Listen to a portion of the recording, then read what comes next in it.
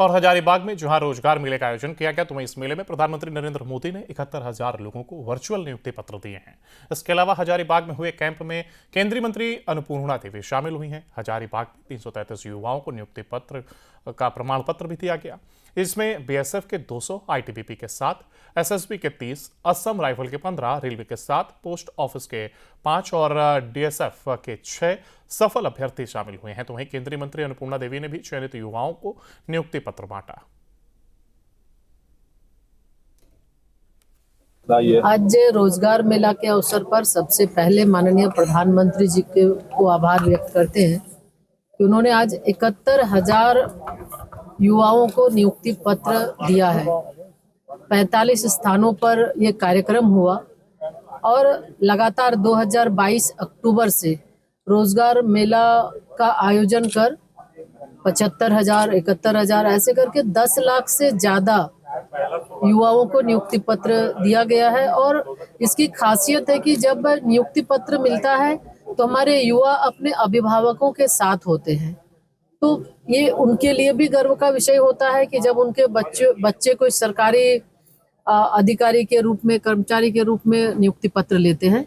तो ये लक्ष्य विकसित भारत का है। माननीय प्रधानमंत्री जी लगातार युवाओं को रोजगार, स्वरोजगार को बढ़ावा देने के लिए प्रयास कर रहे हैं, चाहे हमारे युवाओं को नियुक्ति पत्र देकर हो या फिर startup India, stand up India, मुद्रा योजना, इन सारी डिजिटल इंडिया, इन सारे योजनाओं के माध्यम से भी हमारे लोगों को जोड़ने का काम, रोजगार देने का काम किया जा रहा है, ताकि देश 2047 जो विकसित भारत का लक्ष्य है, उस लक्ष्य को, संकल्प की सिद्धि तक पहुंचाने में हर किसी लोगों का सहभागिता अनिवार्य हो। आज मेरा गांव इतना खुश है कि आज हमारे पेरेंट्स के रूप में हमारे गांव के भैया आए हुए हैं, ना कि कोई पेरेंट्स आए हुए हैं साथ में। और हम लोग का संघर्ष थोड़ा बड़ा ही रहा था और हम लोग सिर्फ 2 बहन, हम लोग तीनों बहन बीएसएफ में सेलेक्टेड हैं। हम लोग 4 बहनें होते थे, छोटा सा भाई है। चारों बहन को सबको लगता था कि इन लोग तो सिर्फ लड़कियां हो जा रही है, लेकिन आज उन लोग को पता चला कि लड़कियां हैं तभी बढ़िया है। सर जी, मैं बहुत ज़्यादा खुश हूँ।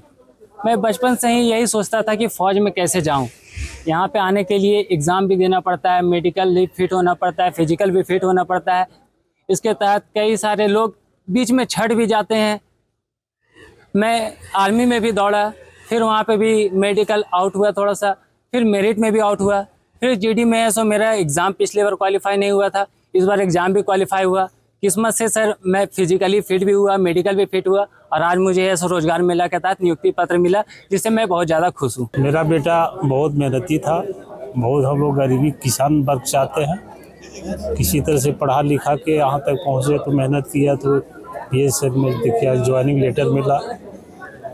इसमें सारी परिवार हम लोग खुश है, हम बहुत खुश है। बस क्या कहेंगे प्रधानमंत्री नरेंद्र मोदी की इस पहल को? धन्यवाद देना चाहूँगा। कैसे ऐसे बेरोजगार लड़कों को रोजगार मेला ला के और सृजन करके रोजगार देना, देश के विकास करना, देश की सेवा करना बहुत बड़ा कर्तव्य उनका भी है। प्रधानमंत्री नरेंद्र मोदी के द्वारा ये आयोजन किया गया है, 2022 से हो रहा है। तो हम लोग को यहाँ पे बुलाया गया, 2-4 दिन पहले कॉल आया, उसके बाद हम लोग यहाँ आए रोजगार मेला के लिए। यहाँ पर हम लोग का ज्वाइनिंग लेटर मिल रहा है, जिसके लिए मम्मी पापा को भी बुलाया गया है। तो हम लोग सब आए, तो मम्मी पापा को बहुत अच्छा लगा कि बुलाया गया है यहाँ पे। और अभी हम लोग को मिल गया आयोजन, मतलब रोज ये पेपर मिल गया, ज्वाइनिंग लेटर।